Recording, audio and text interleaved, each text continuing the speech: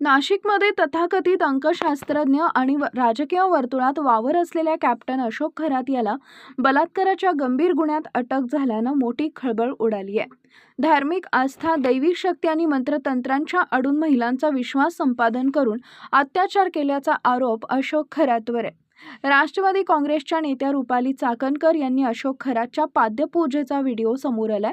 तसेच अशोक खरात आणि रुपाली चाकणकर यांचे विविध कार्यक्रमातील फोटोही समोर आल्यानंतर त्यांच्या राजीनाम्याची मागणी होतीये.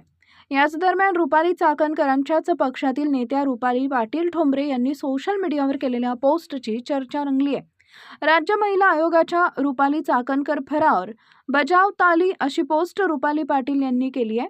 रुपाली पाटलांच्या या पोस्टमुळे एकच खळबळ उडाली आहे. दरम्यान अशोक खरात प्रकरणी काल रुपाली पाटील ठोंबरे यांनी पत्रकार परिषद घेत रुपाली चाकणकरांच्या राजीनाम्याची मागणी देखील केली होती. नाशिकमधील विषय कोणत्या पक्षाचा, जातीचा नाही, हा महिलांचा आहे. खरंच ट्रस्टवर राज्य महिला आयोग अध्यक्ष रुपाली चाकणकर आहेत, त्यामुळे पोलीस कारवाई करत नव्हते का? 58 व्हिडिओ आहेत म्हणजे 58 महिलांवर अत्याचार झालाय का?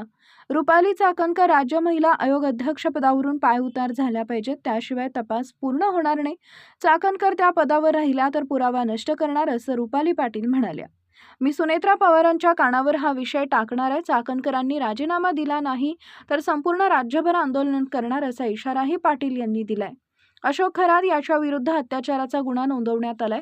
नाशिकमध्ये सरकारवाडा पोलिसात गुन्हा दाखल करण्यात आला होता. अशोक खरात याने एका 35 वर्षीय महिलेवर गुंगीचं औषध देऊन बलात्कार केल्याच्या आरोपाखाली त्याच्यावर कारवाई करण्यात आली आहे.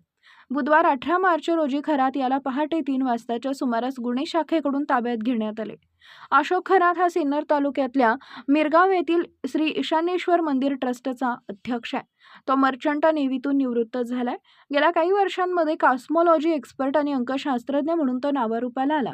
अनेक बडे राजकीय नेते, सेलिब्रिटी आणि उद्योजक त्याच्याकडे मार्गदर्शनासाठी जातात.